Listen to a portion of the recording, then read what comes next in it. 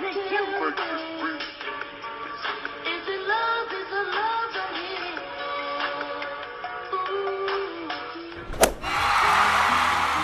up, guys? It's KJ here, KJ Kid back. I know it has been a year and some months probably.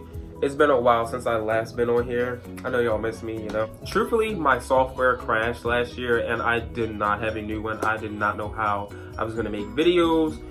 So I kind of just gave up the whole YouTube thing, but I'm back. So I think I'm gonna starting my YouTube videos off with a little quote or like a little bit of inspiration, you know, something just to, I don't know, just for y'all to have. So today's inspirational quote it's kind of based off of this tweet that I seen. It said, "We're so young that we can literally sit and do nothing for the next 8 years and still have our whole life ahead of us." And that shit really hit me because, you know, we really are young, and especially the ones in college, you know, high school, you want to get right into it, you want to start your life, but you have so much more time. Now, with that being said, from the title you can see that today it's going to start off with my like coming out story in honor of Pride Month. Happy Pride Month, guys, living your truth.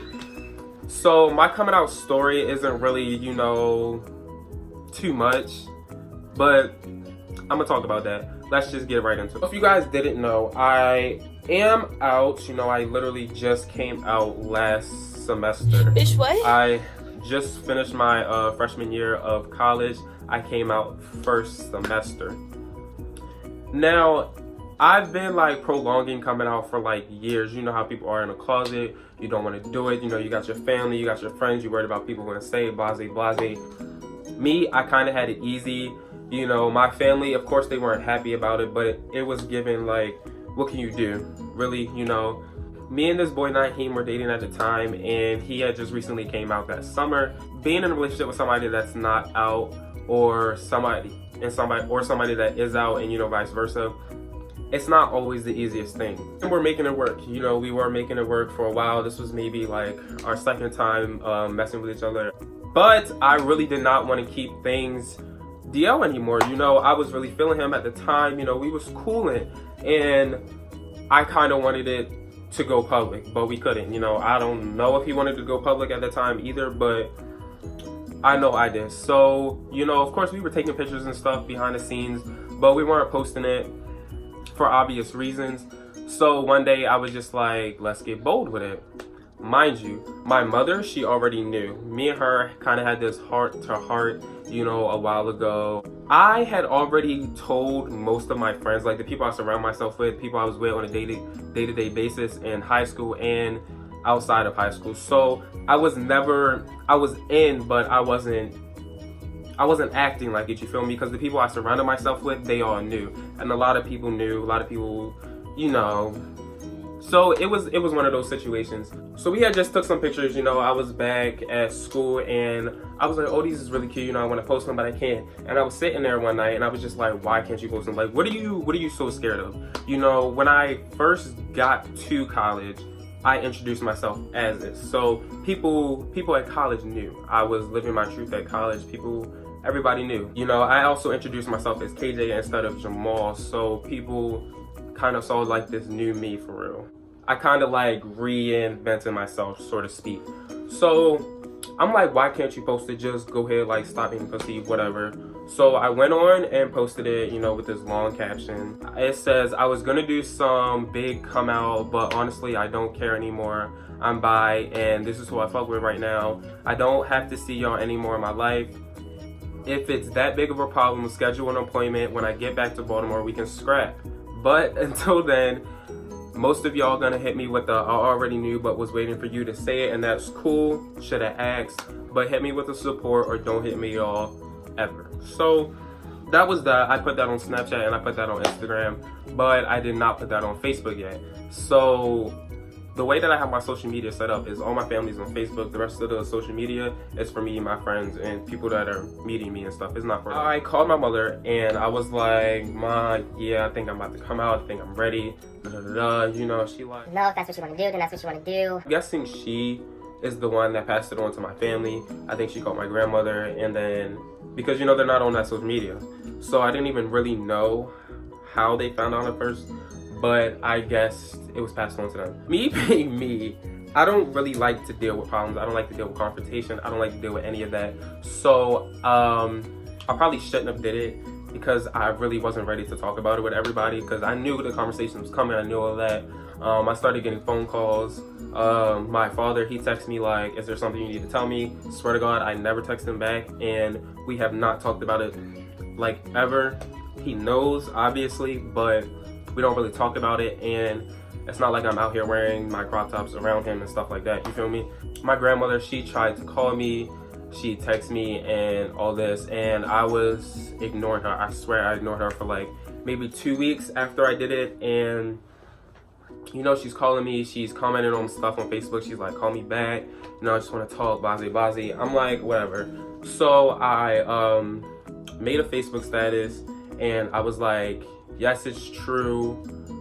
If you're not hit me with support, and don't hit me at all. Something along those lines. Like, basically, if you're not supporting, then don't text me, don't call me. Finally, she, you know, she called me. I was sitting at lunch with my friends down the shore, and they was like, just answer. I'm like, whatever. So I answered. I'm like, hello.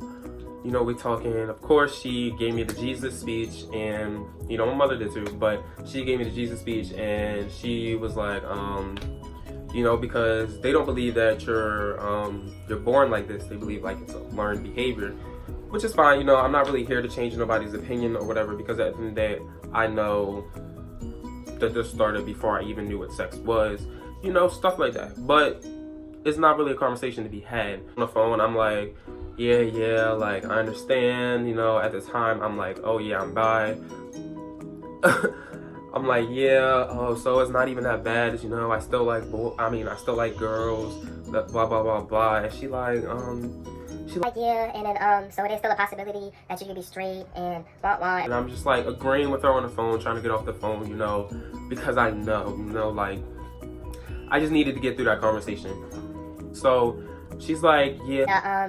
And I think you should delete the status because, you know, it basically just is what it is, and, you know, you don't need to post it, you don't need people in your business. Basically along the lines of, I don't need to like wave it in everybody's face, or at least that's how I took it.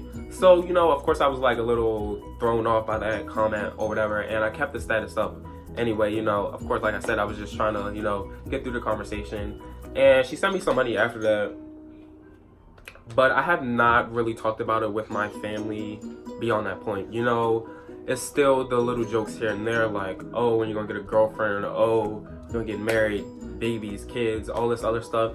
And, you know, I just pay it. It is what it is, because, you know, to them, it's still like an option for real. And like I said, it's no point of having that conversation. So when I got to college or whatever, I was like, this is the chance for me to be who I really want to be, including that. And that's what it was. You know, it's been great. College, you really meet some great people, some great friends. They didn't really care. You know, of course nobody really cared. It's college. I learned quick that you can literally do and be anything you want in college, and I was like, this is great for me. You feel me? So now I did promise y'all story time. I did a little poll on Instagram. Now again, as you can see by the title, the story time is a little weird. That's why you got to be careful when you're meeting up with people and all this other stuff, especially in the community, because in the community, you know, a lot of people start out on these apps, you know, Grindr, Jack, Tinder, all these other stuff. This happened while I was in college, this recent semester that just passed, this spring semester. You really have to be careful because you don't know these people. Even if they go to your school, you know, they live on your campus, it's still like you don't know these people. For real, people are crazy and they do anything. This kind of like shook me a little bit, you know. I deleted the apps afterwards. I was like, no, I'm done meeting up with people that I don't know like that, you know. It was weird. And the crazy thing is, this didn't even happen through the apps. It happened through Instagram. So to start it off, you know, this boy, I don't know what to call him. We're gonna call him Demon, because we're gonna call him Demon. So Demon, you know, he's cool. You know, I see him around campus. You know, he's on one of the orgs, so he's known, you know, tall, whatever. It's cool, you know, he's cool, you know, nothing really wrong with him, but he really wasn't giving my type. So, you know, he would like slide up on my stuff on Instagram and, you know, say stuff here and there or whatever. And, you know, I would just go along with it, you know, thank you, you know, here and there. You know how it is when people, you know, is like hitting you up, but you don't want to be rude, but because they cool people, you know, especially because they go to the school, he's on the org. I'm like, oh, he seems like cool people. So one night, my friends, we had just all had went out, and I had been like, you know, ignore him a lot. Like, you know, it was time to go in. Everybody wanted to go home, so I had just dropped everybody off. I was sitting in my car in the parking lot, and I was like, I'm bored. I don't want to go in. You know, I could have hit some other people up, you know, other friends or whatever, but I was just like, let me see what's up with him, you know, because he keeps hitting me up. And like, he knows people that I know, so I didn't really think I was gonna wind up in a situation that I winded up in. Originally, I was just going over there to match on one busy, for real. We were just gonna be friends because, like I said, he wasn't my cup of tea, so it wasn't really given we was gonna do anything. None of that. Spare you the details. Fast forward, we chilling, we vibing. Before we can even get to the whole matching, he has these drinks set up. Well, not set up, they just on his little desk area. And I'm like, okay, you know, I wasn't really planning on drinking tonight, but he like, oh, do you want a cup? I'm like, sure, you know, It was a Sunday night, I think, you know. Yeah, sure, you know, I'll take a cup, This is when I knew that I probably should have been left, like towards the beginning left. Because first of all, okay, we had, like I said, went out that night, so my fit was cute, you know. I had a little crop on and it had holes on it, whatever. It was cute. I'm like, oh, what you think you cute, da-da-da, you got the crop top on, you know. And then he reaches over and touches my stomach. I'm like, okay, cause I don't know you, like, why are you touching me? Whoa, what the hell is you doing? But, you know, me being so nice and being cool, I'm just like, close my jacket back up, because I had a jacket on with the shirt.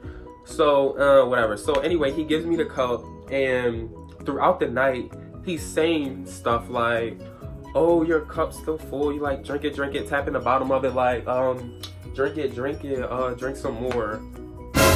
Drink some more, why? Like, I'm cooling. What are you trying to, mind you, we had already went out, so I'm already, yeah.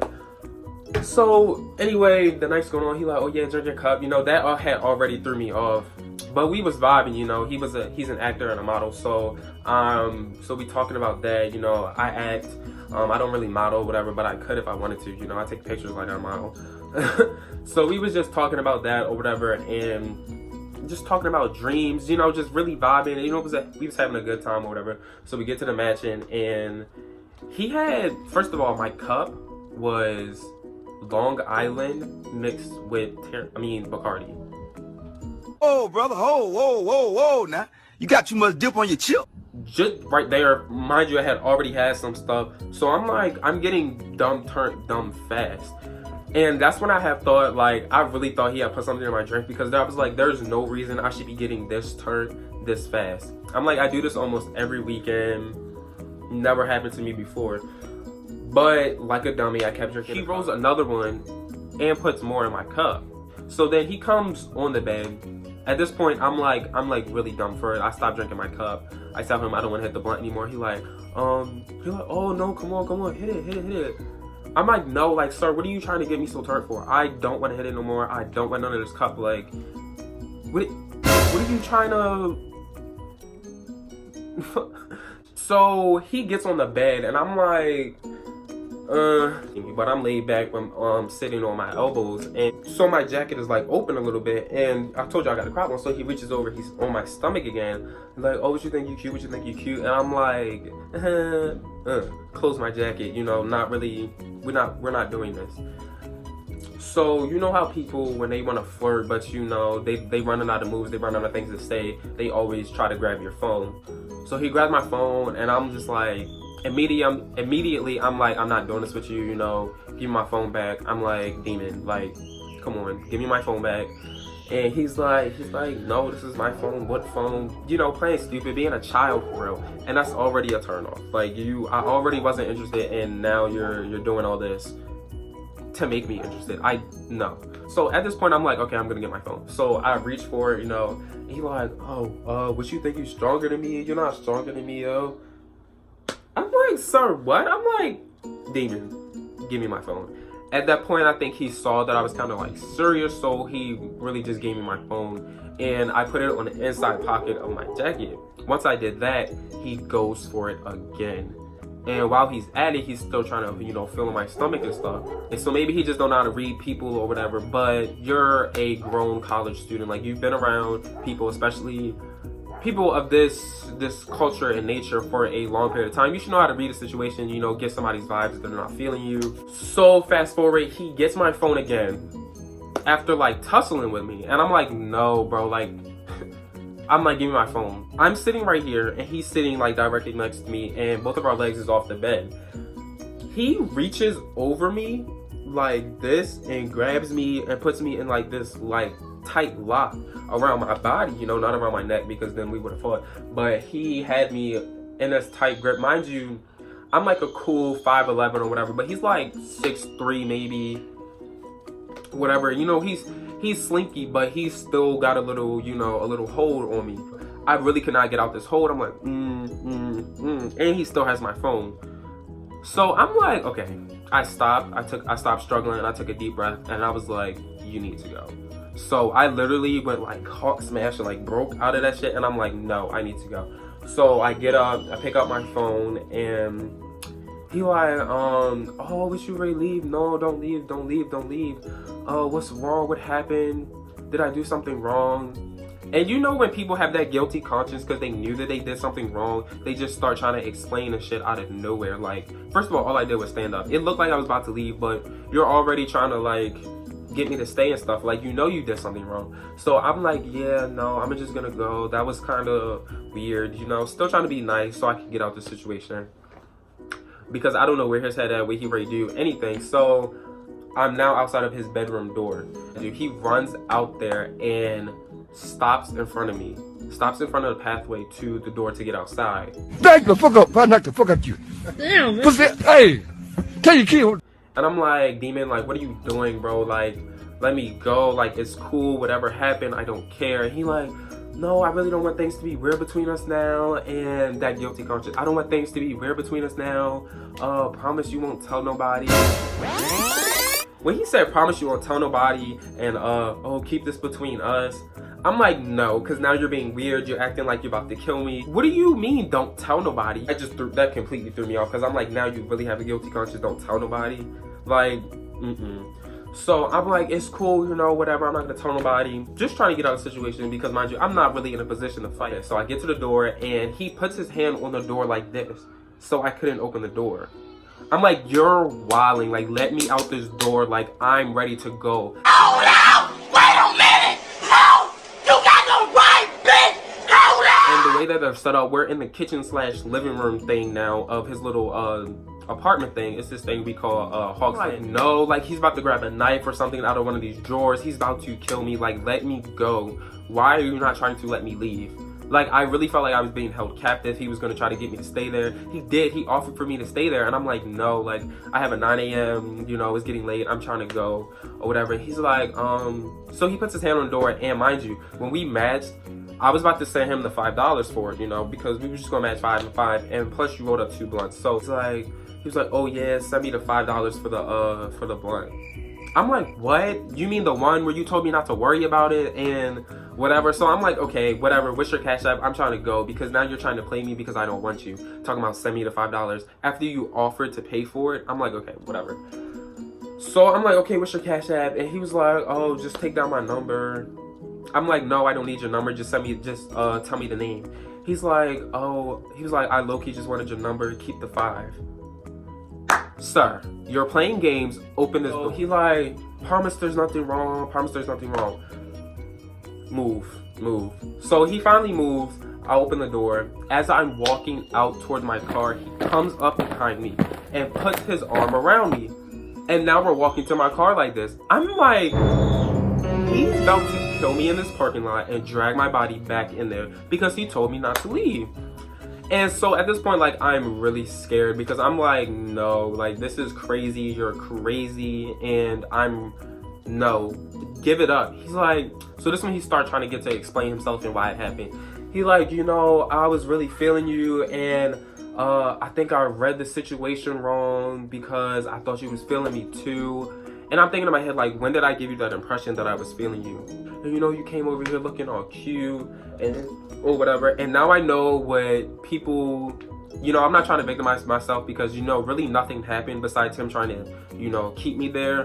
But nothing physical happened. You know, I didn't have to fight myself out of the situation. He didn't, you know, do nothing too extra besides, you know, the touching of my stomach. So, but now I really know how people feel when you're telling these girls out here that are going to these parties, you know, cover up and, you know, don't wear this, and, you know, like basically rape blaming them, like victim blaming them. I mean, for being sexually assaulted and stuff like that. Me going over there in that shirt, even though it was revealing, it was not cute for you to touch me just because I'm looking cute, you feel me? And now I know what these females go through, you feel me? Because what does that mean? What does that mean? Just because I was looking cute doesn't mean I was looking cute for you, for one, and that's not a go-to to, you know, touch me. And but it was whatever, you know, like I said, nothing happened. I'm not a victim of any type of sexual assault or anything along those lines. It was just like, it was just given that in the moment. As soon as I get home, I pull up to my dorm and he's like, he sends me this paragraph. Oh, I'm really sorry about tonight, blah, blah, blah. We can still be friends and it happens again. Hope you come over again or whatever. And I'm like, I'm not coming over. The next day, my friends when I told them, they was ready to fight me, like, let's pull up on this nigga. Don't you know where he live? Like, blah, blah, blah. But I'm telling them, like, no, cool it, pay it, whatever. And, you know, it's not that serious because we would have really hurt that boy, first of all. And like I said, he's known on that campus. You know, I'm not gonna put out his name on there because obviously people from the shore are watching this. So I'm not gonna put his name out there, but he know who he is. If you see this video, which you probably won't because I blocked him on Instagram, like after he sent that weirdo message, like, you're weird. And he follows me on Twitter still, but I don't remember his Twitter to even block him. The moral of the story is, please be careful out here, especially the community, because it's really hard out here. Not hard, but it's really not safe out here for anybody.